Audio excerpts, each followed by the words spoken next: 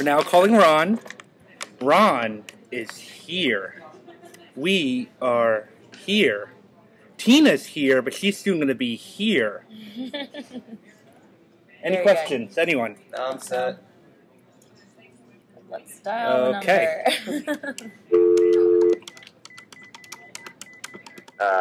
But on to the show. So we've got Mike Franzese at 7:30, right? You all set with that? Yes. Yeah, so that takes care of the second half of the second hour. What about our first hour? What do you want to lead with here? What did we say? Healthcare? We could do public health care.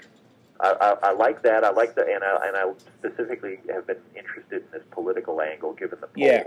And we'll call John Nichols to see if he can. Yeah, I mean, he's somebody certainly who could talk about this. We often have a conversation with Bernie Sanders about this, but I'm a little wary of just repeating the same conversation we always have with him. I mean, he's a great guy and all, but Lockenberg is one that's have him back in on this. But I don't know. Maybe mix it up a little. Get a Republican member of Congress who's against the public option, which would virtually mean anybody on the Republican side, and I'll argue with them about it. I'll ask those questions of the questions that need to be asked about the polls and what people want versus what Congress wants. Did you get the stripper story I sent you? Oh yeah, there's the stripper thing, which let me write that down just so I remember it's there. I kind of like that one.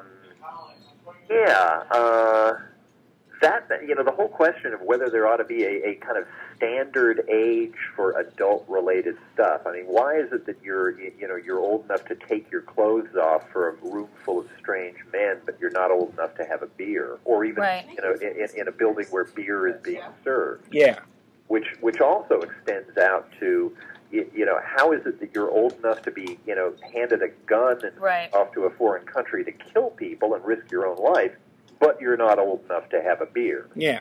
There's this whole, when do you actually become an adult?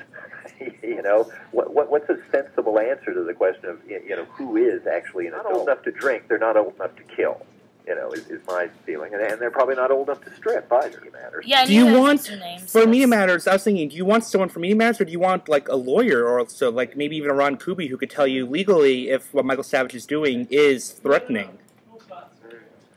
Yeah, I'll bet that I'd kind of like to hear from Media Matters whether they consider this to be a threat or not. They've probably already consulted a lawyer themselves to find out. And frankly, from a legal standpoint, I don't think that he is doing anything, as far as I know, that's illegal. He's simply posting photos and information. Porn on the iPhone. They have a new app. For $1.99, you can get porn on your iPhone. You can put porn on your iPhone already, though. But the other says we uploaded nude topless pics today. So that it's the first app to have nudity. Well, although for all of you in the video world, if you want to know how to get porn on your iPhone, if I had an iPhone, I might be interested. But I know, yeah. So we're going to do healthcare for the first hour, then we're going to do you want to talk about the stripper and then do the mob guy?